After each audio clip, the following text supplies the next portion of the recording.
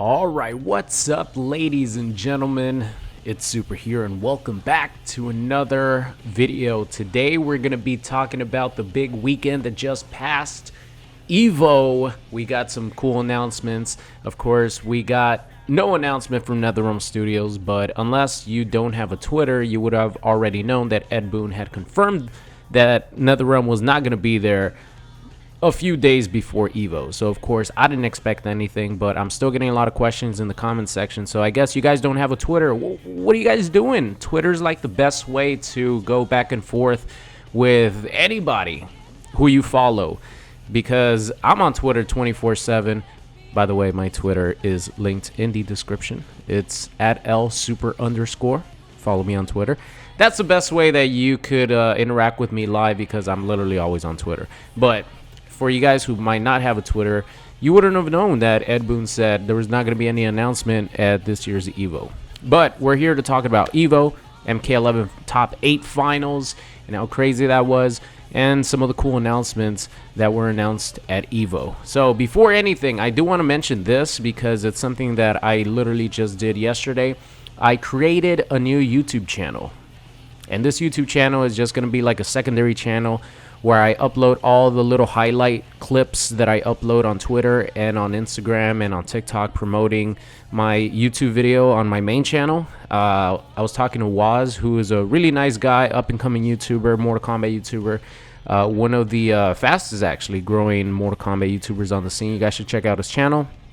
Very nice guy. Went back and forth with him about YouTube for about 30 minutes. It was a great conversation, and he convinced me to create this clips highlight channel, because it's a very good idea, not only for the present, but of course when we get a new NetherRealm game. So that new channel is going to be linked in the description. The clips are going to be the same that I post on Twitter and Instagram, so if you guys don't want to sub to it, you don't have to, but it's going to be linked in the description. Alright, so now let's get down to the nitty-gritty of EVO. First, let's start off by talking about Mortal Kombat 12 or any NetherRealm game, because you guys know that's the bread and butter on my channel. So of course, like I mentioned at the beginning of the video, Ed Boon had confirmed that we were not going to get any announcement at EVO. So shout out to Lord Boon for letting us know right off the bat, because it's better to know and have that communication than to be waiting for something that was never going to come anyways and then be disappointed. So it's better to know right away. So shout out to Lord Boon for that.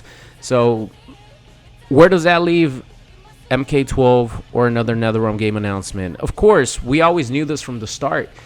I think no matter what, the Game Awards is always going to be the place to reveal a new fighting game for NetherRealm Studios, because ever since it came into existence, even with E3 being like out and being like pretty much the most popular gaming convention, the Game Awards has been recently the show where studios want to reveal their new titles.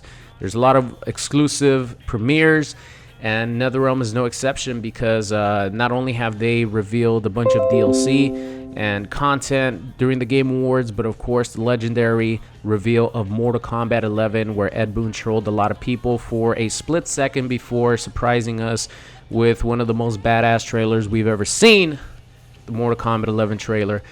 So I think that is definitely the best case scenario. And if that doesn't happen, honestly, I have no clue. We'll probably have to wait till the next EVO. But I'm gonna go out on a limb and say this: I expect 100%. I know you're never supposed to go full 100% or full 0%, but I'm doing it. I'm saying I feel 100% confident that NetherRealm will reveal their new fighting game at the Game Awards. If not, have already revealed it before, or maybe even teased it, because the 30th anniversary of Mortal Kombat is coming up here, I think in September or in October. I don't remember which one it is. I think it might be September, but I could guarantee you that whatever NetherRealm is working on is going to be revealed at the Game Awards. Guarantee. So now let's move on here to a couple of other announcements. Actually, you know what? I want to talk real quick about my personal experience at EVO, because I was there live in person. This is not only the first EVO that I've been a part of, that I've attended in person, but this is the first fighting game tournament that I've ever gone to. And I gotta tell you, for anyone who has never gone, being my first experience, It was incredible. As soon as you walk into the arena, you feel that energy. You feel the crowd. You feel the tension between the players who are playing on stage, and you're not even playing. There's lights all over the place. I could see how a lot of players, I don't want to say crumble under pressure, but feel the pressure from, you know, all the lights, the cameras, the commentators. You could actually hear the commentators in the background. Of course, you might have headsets on or whatever. You could hear the crowd. You could probably feel the crowd's energy when they cheer for you or boo for you. So, man, that experiencing that for the first time was amazing. And, of course, I went with my brother Prod. I got to meet a lot of people, had some really cool conversations with people, got to take pictures, you know, met a lot of viewers. It was just an overall amazing experience. And to top it all off, we're in Vegas, baby. That's first and foremost, that was the reason why I bought my tickets, because I'm like, man, I haven't gone to Vegas in a long time. Let me go during EVO week, right? But it ended up being like Vegas was, you know, the little extra thing, and of course EVO was the main course. And I'll definitely be back next year because it was just a really fun experience. It was a blast being there live in person. Unfortunately, we had a really early flight on Sunday, so I couldn't catch the Sunday finals in the arena. But the most important thing is that I did catch the Mortal Kombat 11 top 8, even though I was hungover. And I was like, oh, man, I really don't want to get up right now because I was out late with my brother the night before. We got our asses up, took that little walk to the Mandalay Bay, and we caught pretty much the entirety of top 8. And I got to say, it was a good send-off for Mortal Kombat 11. That top 8 was some of the most entertaining Mortal Kombat 11 matches that I have seen since the game came out. And shout out to everyone in top 8 because they put on a great show to finish off Mortal Kombat 11 at EVO. Now let's talk about the other announcements. So number one, of course, I think everyone was excited about what Tekken was going to bring to the table, what Bandai Namco was going to bring with Tekken. And I don't know how other people feel, but I feel excited because I don't really play the game, so I wasn't expecting any like DLC announcements or rollback netcode announcements or anything like that, because I mean it doesn't really affect me because I don't play Tekken 7. But what they did show off was a little teaser, a get ready teaser with a potential first look at Tekken 8. They showed off a little clip of Kazuya, you know, giving the camera a little smile, and the announcer came on and said, "Get ready." So I assume that hinting at Tekken 8. The other significant thing that happened is right after that, the Game Awards had actually tweeted, "Get ready." And, you know, of course, Jeff Keighley, you know, is denying it. But we all know if, you know, something gets tweeted like that, what other Game Award show or game show is going to get more eyeballs into it, like on a new reveal than the Game Awards? Just imagine this. We get a reveal of Tekken 8 and we get a reveal of Mortal Kombat 12 at this year's Game Awards. Just imagine that. Man, I think I would pass out. Of too much hype. My blood pressure would probably go through the roof, and I would just pass out because I'm so excited about a new Tekken game and a new Mortal Kombat game announced during the same award show. That would be insane. Some of you guys might not know, but I'm a huge Tekken fan. I just don't mesh well with 3D fighters. Like, Tekken 3 is where for the PlayStation 1, is where I fell in love with the game. Huorang is actually my favorite character out of the whole roster, of the whole cast. And I did make a couple of Tekken 7 videos when the game came out. Never took it online. It was just versus the AI. But yeah, I'm not really like too good with those games. But if there's a Tekken 8 game coming out, I promise that I will give it my hardest to make it work at least at a decent level where I could make some entertaining videos. I promise. So I'll definitely be excited about that. And then an MK12, you guys know.